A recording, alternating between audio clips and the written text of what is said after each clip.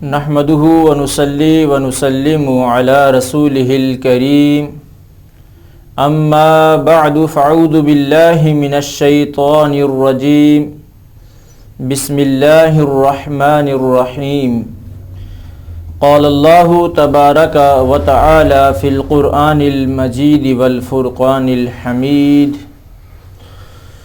سبحان الذي أسرى بعبده ليلا من المسجد الحرام إلى المسجد الأقصى الذي باركنا حوله لنريه من آياتنا إنه هو السميع البصير صدق الله العظيم وبلغنا رسوله النبي الكريم الأمين۔ خالق کائنات نے جن نفوس قدسیہ کو نوع انسانی کی ہدایت و رہنمائی کے لیے مبعوث فرمایا، انہیں دیگر افراد انسانیت سے نہایت ہی عرفہ و اعلیٰ مقام عطا فرمایا۔ ان کی اسی عظمت کو اجاگر کرتے ہوئے باری تعالیٰ نے انہیں کچھ ایسے امور سے سرفراز فرمایا جنہیں سمجھنے سے عقل انسانی قاصر ہے۔ انہی محیر العقول کاموں کو معجزہ سے تعبیر کیا جاتا ہے۔ معجزات انبیاء ان کی نبوتوں کی دلیل ہوتے ہیں۔ واقعہ معراج نبی پاک صلی اللہ علیہ وسلم کا ایک عظیم معجزہ ہے جو عظمت انسانیت کا آئینہ دار اور سائنسی علوم کا منبع ہے۔ شاعر مشرق علامہ محمد اقبال نے اس طرف اشارہ کرتے ہوئے فرمایا، سبق ملا ہے یہ معراج مصطفیٰ سے مجھے، سبق ملا ہے یہ معراج مصطفیٰ سے مجھے کہ عالم بشریت کی زد میں ہے گردوں۔ حضرات محترم، قرآن مجید فرقان حمید کی 15ویں پارے کی پہلی آیہ کریمہ آپ کے سامنے تلاوت کرنے کا شرف حاصل ہوا۔ اس میں خالق کائنات جل وعلا نے اپنے محبوب پاک صلی اللہ علیہ وآلہ واصحابہ وبارک وسلم کے سفر معراج کا ذکر فرمایا ہے۔ حضرات محترم، سفر نامہ جو ہوتا ہے اس میں 7 چیزوں کا ہونا ضروری ہوتا ہے۔ نمبر 1، سفر کس نے کرایا؟ نمبر 2، سفر کس نے کیا؟ نمبر 3، سفر کہاں سے کیا؟ اور نمبر 4، سفر کہاں تک کیا؟ اور نمبر 5، وہ سفر کس وقت کیا، دن میں یا رات میں؟ اور نمبر 6، اس سفر کی مدت کتنی تھی؟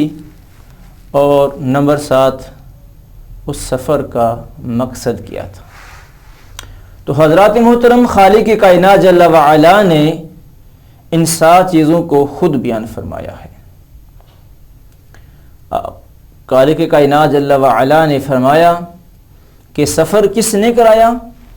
خالق کائنات فرماتا ہے سبحان الذی اسری بعبدہ، کہ وہ اللہ کی ذات ہے جو سبحان ہے جس نے سفر کرایا۔ سفر کس نے کیا؟ خود خالق کائنات جل وعلا نے فرمایا بعبدہ، کہ اس کے بندہ خاص نے یہ سفر کیا۔ یہ سفر کہاں سے شروع ہوا؟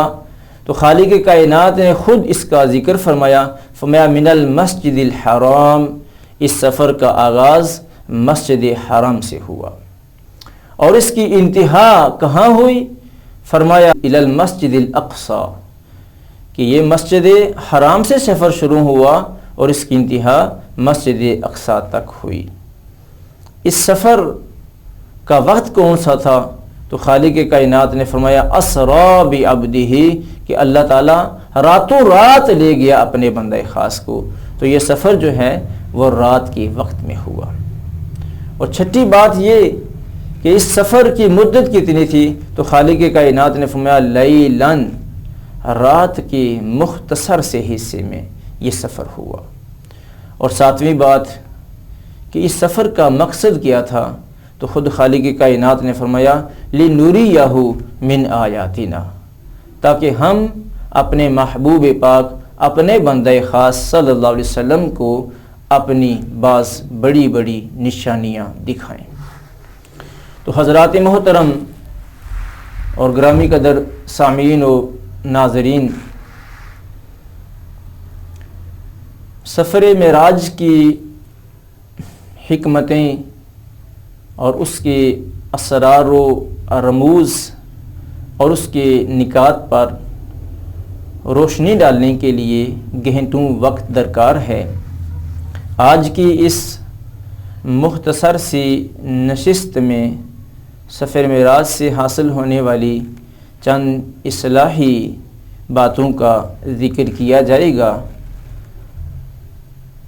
سفر معراج سے جو چند اصلاحی باتیں ہمیں حاصل ہوتی ہیں، انہی کے بیان تک ہماری یہ نشست جو ہے وہ محدود ہوگی۔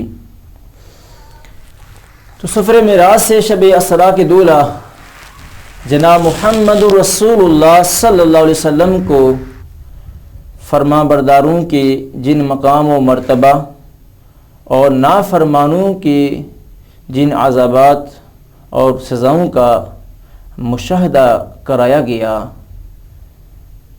وہ سماعت فرمائیں۔ حضرات محترم، سب سے پہلی بات جس کا ذکر کیا گیا اور جس کا مشاہدہ کیا گیا وہ عفو درگزر ہے۔ خالق کائنات جل وعلا نے اپنی مقدس کتاب قرآن مجید فرقان حمید میں اس کا حکم دیا، اور نبی دو عالم علیہ الصلاۃ والسلام کی یہ عادت کریمہ تھی، اور آپ صلی اللہ علیہ وسلم کا انتہائی مبارک طریقہ تھا۔ خالق کائنات نے قرآن مجید فرقان حمید میں فرمایا فَاعْفُوا وَاصْفَحُوا، کہ لوگوں کو معاف کرو، ان کے قصوروں کو معاف کرو اور ان سے درگزر کرو۔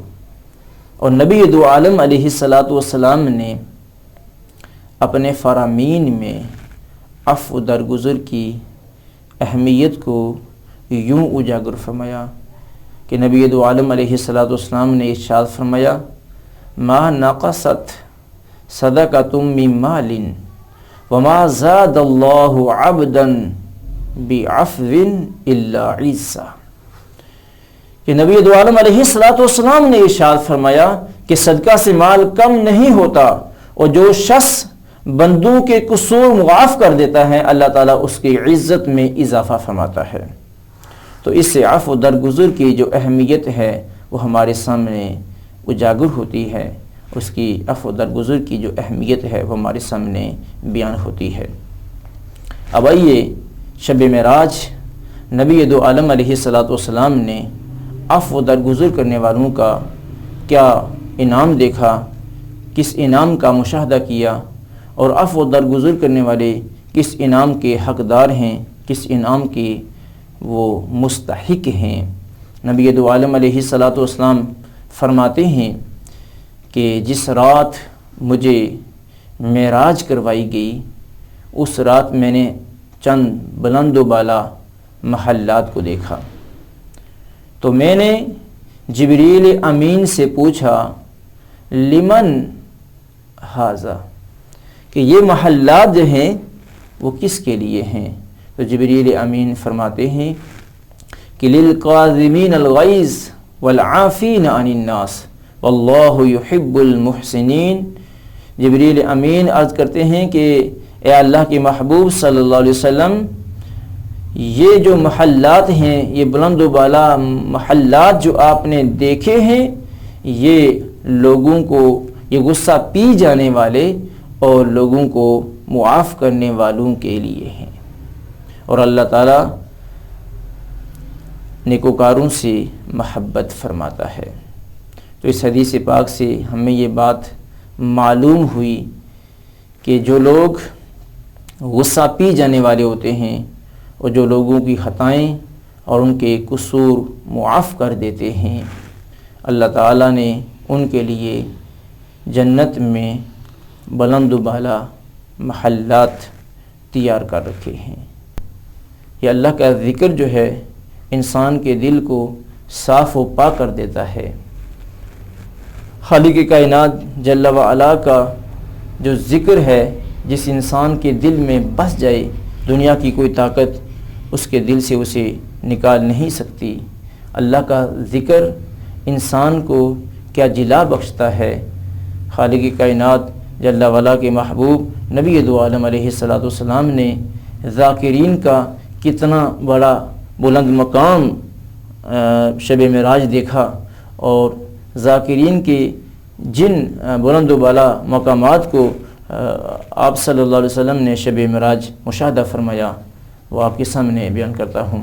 نبی دو عالم علیہ السلام ارشاد فرماتے ہیں کہ شب معراج میں ایک ایسے شخص کے پاس سے گزرا جو عرش الہی کے نور میں غوطہ زن تھا، جو عرش الہی کے نور میں ڈوبا ہوا تھا، عرش الہی کے نور میں وہ غوطہ زن تھا۔ تو میں نے سوال کیا کہ یہ کون شخص ہے، کیا یہ کوئی فرشتہ ہے؟ تو مجھ سے کہا گیا نہیں۔ پھر میں نے سوال کیا کیا کوئی یہ نبی ہے؟ تو مجھ سے کہا گیا نہیں۔ تو پھر میں نے پوچھا کہ یہ کون شخص ہے؟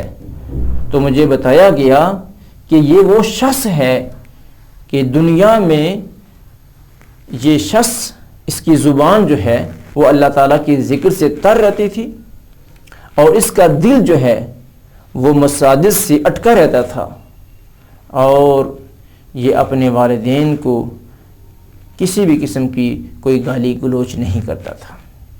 تو حضرات محترم،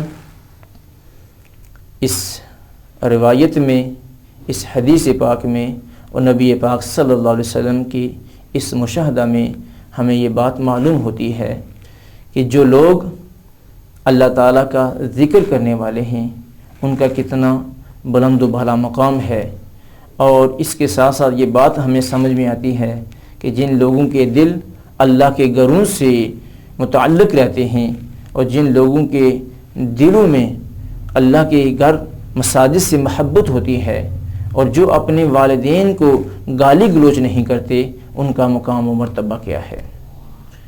تو اللہ تعالیٰ سے دعا ہے کہ اللہ تعالیٰ ہمیں اپنے ذکر کی توفیق عطا فرمائے اور اپنے گھروں کو آباد کرنے کی توفیق عطا فرمائے، اور اطاعت والدین میں اللہ پاک ہمیں زندگی بسر کرنے کی توفیق عطا فرمائے۔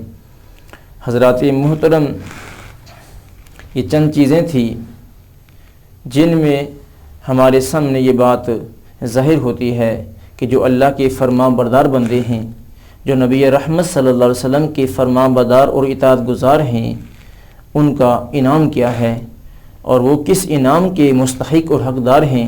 اور شب معراج نبی دو عالم علیہ السلام نے اپنے ان امتیوں کا کیا مقام و مرتبہ مشاہدہ کیا جو اطاعت گزار ہیں، جو فرما بردار ہیں۔ اس سے پہلے آپ نے جو اللہ کے فرما بردار بندے تھے ان کے جو انعامات ہیں وہ ان کے بارے میں ہمیں معلوم ہوا، ان کے بارے میں ذکر کیا گیا۔ اب جو اللہ تعالیٰ کے نافرما بندے ہیں ان کی سزائیں کیا ہیں اور ان کے لیے کیا عذابات ہیں، وہ بیان کرتے ہیں جو نبی دو عالم علیہ السلام نے شب معراج مشاہدہ فرمایا۔ سب سے پہلے نبی دو عالم علیہ السلام نے جو فرمایا وہ بے نمازی کے حوالے سے ہے۔ نبی دو عالم علیہ السلام نے ارشاد فرمایا کہ میرے پاس دو شخص آئے، یعنی جبریل اور میکائیل، اور وہ مجھے لے گئے۔ تو میں نے دیکھا کہ ایک شخص جو ہے پتھر ہاتھ میں لے کر کھڑا ہے، اور ایک شخص کے سر کو وہ کچل رہا ہے اور لگاتار کچل رہا ہے. جب اس کا سر کچلا جاتا ہے اور پھر وہ دوبارہ اسی طرح ٹھیک ہو جاتا ہے, پھر وہ اسی طرح سر کچلتا ہے. تو میں نے پوچھا یہ کیا ہے, یہ کیا ماجرا ہے؟ تو مجھ سے ان دو اشخاص نے کہا اب آگے چلیے, کچھ اور بھی مناظر آپ نے دیکھنے ہیں. جب وہ مناظر میں دیکھ چکا تو پھر انہوں نے مجھ سے کہا کہ آپ کے امت میں سے وہ شخص ہیں جو فرض نمازوں سے غافل رہتے تھے, یعنی جن کے سر فرض نمازوں کی ادائیگی کے بعد بوجھل ہو جاتے تھے, یہ ان کا انجام ہے. اللہ اکبر, ڈر جانے کا مقام ہے اور اللہ تعالیٰ سے معافی طلب کرنے کا مقام ہے کہ ہمیں چاہیے کہ ہم بے نمازی کے اس انجام سے اپنے لیے عبرت کا سماع حاصل کریں اور ہم 5 وقت کی نماز با جماعت ادا کرنے کو اپنی عادت اپنا لیں. یہ ارکان 5 میں سے ایک عظیم رکن ہے اور نبی دو عالم علیہ السلام کے فرامین کے مطابق یہ کفر و اسلام کے درمیان حد فاصل ہے. اس لیے ہمیں چاہیے کہ ہم 5 وقت کی نماز ادا کریں. نبی دو عالم علیہ السلام نے شب معراج مشاہدہ فرمایا. آپ صلی اللہ علیہ وسلم فرماتے ہیں کہ ہمارا گزر ایک ایسی قوم سے ہوا کہ جن کے پاس پکا ہوا اور اچھا گوشت بھی موجود تھا اور دوسری طرف کچا اور سڑا ہوا گوشت موجود تھا.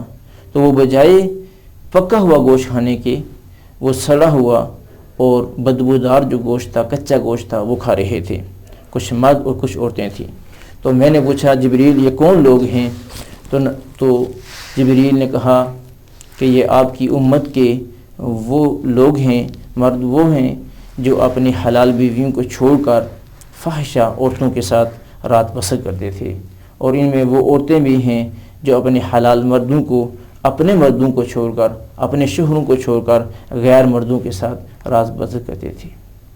اللہ تعالی ہمیں اس برے عمل سے محفوظ فرمائی. اسلام نے اس قسم کے تمام برائیوں کا سدباب کرتے ہوئے فرمایا وَلَا تَقْرَبُوا الزِّنَا إِنَّهُ كَانَ فَاحِشًا وَسَاءَ سَبِيلًا. فرمایا کہ زنا کے قریب بھی نہ جو, یہ کھلی بے حیائی ہے اور انتہائی برا راستہ ہے. نبی دو عالم علیہ السلام فرماتے ہیں کہ میرا گزر ایک ایسی قوم پر ہوا, میں نے کچھ ایسے لوگوں کو دیکھا کہ جن کے پیر جو ہیں وہ گروں کی طرح بڑے بڑے تھے اور جن میں سانپ بھرے ہوئے تھے. تو میں نے پوچھا جبریل یہ کون لوگ ہیں؟ تو جبریل امین نے کہا یہ سود خور ہیں. آج ہمارے معاشرے میں جو گناہ عام ہوتے جا رہے ہیں اور جن کی سنگینی بہت زیادہ ہے اور جو انسان کو تباہ و برباد اور ہلاکت کے گڑھے میں ڈال رہے ہیں, ان میں سے ایک جو بہت بڑی لعنت ہے وہ سود کی ہے. سود جو ہے وہ قرآن و حدیث کے دلائل سے واضح طور پر حرام ہے, اور سود جو ہے وہ اللہ تعالیٰ سے اعلان جنگ ہے, اور سود اللہ تعالیٰ کی ناراضگی کا باعث ہے. تو اس حدیث پاک میں ہمیں سود خوروں کا جو انجام ہے وہ بتایا گیا ہے کہ وہ کتنا بھیانک انجام ہے, کہ ان کے پیڑ جو ہیں وہ گروں کی طرح بڑے بڑے ہو جائیں گے اور ان میں سانپ ہوں گے جو ان کے پیٹوں کے باہر سے بھی نظر آئیں گے. اللہ تعالیٰ ہمیں اس برے عمل سے محفوظ فرمائے. یہ چند چیزیں آپ کے سامنے بیان کی گئی ہیں. اچھے اعمال کا اچھا بدل نبی دو عالم علیہ السلام نے مشاہدہ فرمایا, اور برے اعمال کے بدعمالیوں میں جو مرتکب افراد تھے ان کے برے انجام کا مشاہدہ فرمایا, اور پھر اپنی امت کو اس سے آگاہ کیا. نبی دو عالم علیہ السلام اپنی امت کے لیے انتہائی مہربان ہیں. ہمیں چاہیے کہ ہم ان باتوں سے عبرت حاصل کریں, نصیحت حاصل کریں, درس حاصل کریں, اعمال صالحہ اپنائیں اور برے اعمال سے ہم بچنے کی کوشش کریں. اللہ تعالی ہم سب کو عمل کی توفیق عطا فرمائے۔ وآخر دعوانا الحمدللہ رب العالمین۔